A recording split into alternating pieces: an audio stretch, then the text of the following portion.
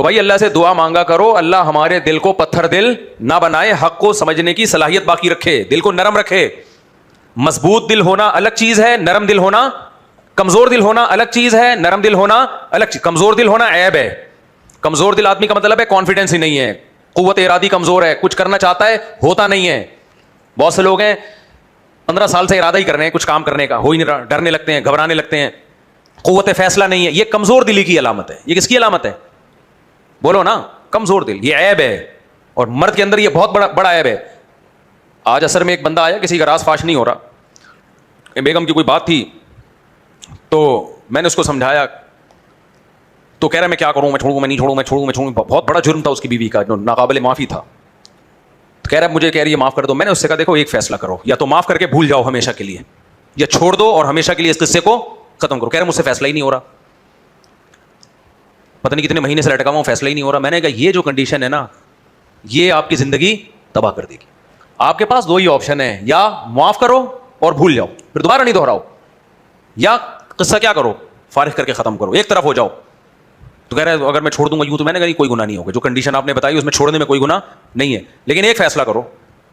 تو یہ کمزور دلی ہے نا, فیصلہ ہی نہیں ہو رہا, ڈر رہا ہے ادھر, وہ بھی رکھتے ہوئے بھی ڈر رہا ہے, چھوڑتے ہوئے بھی کیا کر رہا ہے. کنفیوزڈ آدمی دنیا میں کبھی بھی کامیاب نہیں ہوتا. دیکھو کیا یار بات سے بات نکلتی ہے, میں کیا کروں, میرا قصور نہیں ہے نا. غزوہ احد میں یہ جو میں نے جملہ کہا ہے نا, کنفیوزڈ آدمی دنیا میں کبھی بھی کامیاب نہیں ہوتا, اس دعوے کو ایکسپلین کرنے کے لیے مثال دے رہا ہوں. کیا کروں, کنفیوزڈ آدمی, غلط فیصلہ ہو جائے نا اتنا برا نہیں ہے, کنفیوژن میں رہے ساری زندگی یہ زیادہ برا ہے. غلط فیصلے کی تلافی ہو سکتی ہے, کنفیوز نے تو کوئی فیصلہ ہی نہیں کیا ہے, تلافی کس چیز کی کرے گا وہ, سمجھ میں نہیں آ رہی بات. دیکھو غزوہ احد میں ہمارے سامنے واقعہ ہے, نبی کریم صلی اللہ علیہ وسلم نے صحابہ سے مشورہ کیا کہ مدینہ کے اندر رہ کے لڑنا چاہیے یا مدینہ کے باہر جا کے لڑنا چاہیے. میں یہ ترانے اس لیے یوں اسٹائل میں شروع کر دیتا ہوں کہ ایک دم میں جذباتی ہونا شروع ہو جاتا ہوں نا, تو ریلیکس ہونے کے لیے کیا نارمل وے میں بات کرو, کیا یہ ٹھیک بھی شروع کر دیتے ہو, کیونکہ کوئی اگر یوٹیوب پہ چیخ رہا ہو نا اسکالر, مجھے بہت برا لگتا ہے.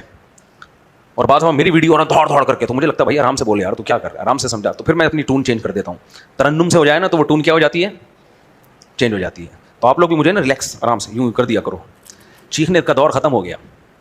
دیکھو نبی کریم صلی اللہ علیہ وسلم نے صحابہ کرام سے مشورہ لیا کہ ہم مدینہ کے اندر رہ کے لڑیں یا مدینہ سے باہر. مشورے کے بعد فیصلہ ہوا کہ مدینہ کے باہر جا کے لڑیں گے. حالانکہ یہ اسٹریٹجی عام طور پہ اختیار نہیں کی جاتی. جب آپ کمزور ہوتے ہیں, دشمن پاورفل ہوتا ہے, تو آپ اپنے آپ کو ایکسپوز کبھی بھی نہیں کرتے دشمن کے سامنے. باہر آ کے لڑنے کا مطلب تو یہ کہ پوری فوج سامنے آ گئی, اب گھیر کے قتل بھی کیا جا سکتا ہے اس کو. تو یہ مشورہ جنہوں نے دیا وہ نوجوان صحابہ تھے, اور نوجوانوں میں جذبات کا عنصر غالب ہوتا ہے. جو میچور صحابہ تھے ان کی رائے, خود نبی کی رائے بھی یہی تھی کہ مدینہ کے اندر رہ کے لڑنا چاہیے ہمیں, اس میں ڈیفنس ہمارے لیے آسان ہوگا. لیکن جو ایک فیصلہ ہو گیا بھائی, اس فیصلے کا نتیجے میں کیا ہوا, شکست ہو گئی. 70 صحابہ شہید ہو گئے. سمجھ میں آ رہی ہے بات. اب صحابہ شرمندہ ہوئے کہ یار ہم نے مشورہ دیا تھا باہر نکل کے لڑنا چاہیے, اور اس مشورے میں کیا ہوا, نقصان ہوا, اور نبی صلی اللہ علیہ وسلم کو ہماری وجہ سے نقصان اٹھانا پڑا. تو کیا مطلب, پھر قرآن آیتیں نازل کرتا کہ جن ہم لوگ ہوتے, ہم ایسے موقع پہ کیا کرتے ہیں, جن نے مشورہ دیا تھا نا, ذرا آئے لائن پہ آ جائے. سر شادی بیاہ میں تو یہی ہوتا ہے نا, آپ نے کسی کے مشورے پہ کہیں شادی کر لی, اس کے بعد بیوی صحیح نہیں نکلی, اس نے مروایا میرے کو, اس کو نہیں چھوڑوں گا میں. اس نے بندوق تھوڑی رکھی تھی, ایک رائے دی تھی نا, فیصلہ تو تم نے خود کیا ہے. اب ہم ہوتے ہیں اس موقع پہ, جنگ کے موقع پہ ہمارا کوئی کمانڈر ہوتا, ہم تو بلا یار ادھر آ جا, لائن پہ آ جاؤ, تم نے بولا تھا نا, تم نے بولا تھا, یہ سارے اس طرف آ جائیں. اور پھر ایک اسٹیمپ لگا دی جاتی کہ آئندہ ان سے کبھی بھی مشورہ نہیں لیا جائے گا, آئندہ ان کو ہمیشہ دور بٹھایا جائے گا, اور ایک ہمیشہ کے لیے سیاہی لگ جاتی. یہ وہ لوگ ہیں جن کی بھائی 70 صحابہ شہید ہوئے ہیں, 70 بڑے بڑے صحابہ, ان گھروں میں کوہرام مچا ہوگا, میتیں اٹھی ہیں, کیا حال ہوا ہوگا. لیکن قرآن کے الفاظ دیکھو, اللہ نے فرمایا کوئی بات نہیں, فَإِذَا عَزَمْتَ فَتَوَكَّلْ عَلَى اللَّهِ وَشَاوِرْهُمْ فِي الْأَمْرِ. آئندہ بھی انہی سے مشورہ لیا جائے گا, آئندہ بھی مشورے لیے جائیں گے. کس سے, انہی سے لیے جائیں گے. مشورے میں کبھی ایسا ہوتا ہے کہ درست فیصلہ ہو جاتا ہے, کبھی غلط فیصلہ. بھائی قیامت تک کے لیے اسلام آیا ہے, تبھی میں بار بار بات سے پھر بات نکلتی ہے یار. میں جو کہتا ہوں نا, جو کہتے ہیں 4 شادیاں کر کے ہنسی خوشی زندگی گزار رہا ہوں, یہ کوئی نمونہ نہیں ہے. اسلام قیامت تک کے لیے آیا تو وہ والا پیکج دے گا تو قیامت تک کے لیے چل سکے.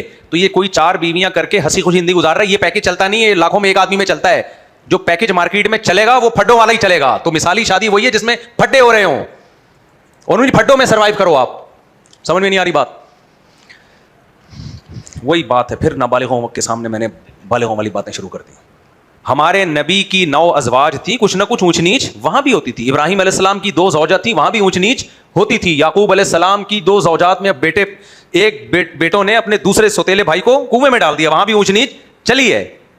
تو ایسی بات جو سوسائٹی میں چل ہی نہ سکتی ہو, جو لاکھوں میں ایک ہو, وہ مثالی نہیں ہوتی. مثالی وہ واقعات ہوتے ہیں جو چل سکیں. تو اس لیے میں کبھی بھی یہ قصے نہیں سناتا کہ جی 4 شادیاں کر لی اور کچھ بھی نہیں ہوا بھائی, یہ بھی سارے ملے. نہیں بھائی, یہ نہیں ہے. اس سے کوئی موٹیویشن نہیں ملے گی. اس لیے کہ جو کرے گا جب وہ بھگتے گا تو بولے گا یار مفتی صاحب کے ساتھ تو کامیاب ہوئی شادی, میری شادی تو کیا ہو گئی, ناکام. نہیں بھائی, یہ کامیابی اسی ناکامی کے ساتھ ہی کامیاب ہے. تو اس لیے ہمیشہ وہ لوگ قابل تقلید ہوتے ہیں جو نارمل وے میں چل رہے ہوں. تو اگر اسلام میں فتوحات ہی ہوتی, شکست ہی نہ ہوتی, تو صحابہ اور نبی کی سیرت ہمارے لیے نمونہ بنتی. کیونکہ دنیا میں کوئی قوم, کوئی فوج ایسی نہیں, فتوحات ہی ہوتی رہے ان میں.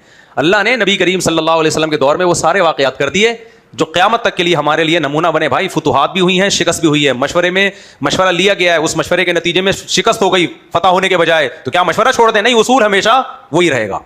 پھر نتیجہ کس پہ چھوڑو گے؟ بولو, اللہ پہ چھوڑو گے. اسی طرح علماء نے لکھا ہے حضرت معاویہ حضرت علی رضی اللہ تعالیٰ عنہ کی لڑائی ہو گئی, یہ بھی تکوینی امر تھا. اللہ نے بتا دیا کہ لڑائی کے وقت میں کیا کرنا ہے تم نے. اگر یہ لڑائی نہ ہوتی ہمیں پتہ چلتا کہ مسلمانوں کی اگر آپس میں لڑائی ہو تو اس کے شرعی احکام کیا ہیں. ہمیں اس لڑائی سے کیا کچھ سیکھنے کو ملا؟ نمبر 1, لڑائی ہوئی ہے, ایک دوسرے کے خلاف زبان درازی نہیں ہوئی ہے, ایک دوسرے کے قیدیوں کو غلام نہیں بنایا گیا, ایک دوسرے کے مال کو مال غنیمت کے طور پہ تقسیم نہیں کیا گیا. تبھی ہدایہ میں احکام لکھے ہوئے کتاب البغات, باغیوں کے حکام, کہ باغی کے پاس اگر طاقت ہو اور لڑنے کے لیے آئے تو حکومت اس کو شکست دے دے تو ان کے مردوں کو غلام نہیں بنایا جائے گا. دلیل کیا ہے؟ حضرت علی نے حضرت معاویہ کے لوگوں کو غلام نہیں, یہ دلیل ہے نا, ہمارے لیے تو صحابہ بھی حجت ہیں. نمبر 2, ان کے جنازے پڑھے جائیں گے, کیونکہ حضرت علی نے حضرت معاویہ کے لوگوں کے جنازے, بولو نا, پڑھے ہیں. ان کی عورتوں کی عصمت کی حفاظت کی جائے گی. یہ ساری چیزیں بشرطے کہ باغیوں کے پاس ایک کیا ہو, پاور ہو, جیسے معاویہ کے پاس پاور تھی. اگر اس کے پاس پاور ہی نہیں ہے تو اس کا مطلب سوائے فساد کے کچھ بھی نہیں ہے. تو یہ سارے حکام کہاں سے لیے گئے ہیں؟ صحابہ سے لیے گئے ہیں. اور پھر حضرت حسن رضی اللہ تعالیٰ عنہ نے سلح کر کے اس لڑائی کو ہمیشہ کے لیے ختم کر دیا. یہ بھی ہمیں حکم کہاں سے ملتا ہے کہ بھائی بعض دفعہ سلح کے لیے اپنے حق سے دستبردار ہونا پڑتا ہے. یہ بھی کس کی سنت ہے؟ اکابر کی سنت ہے.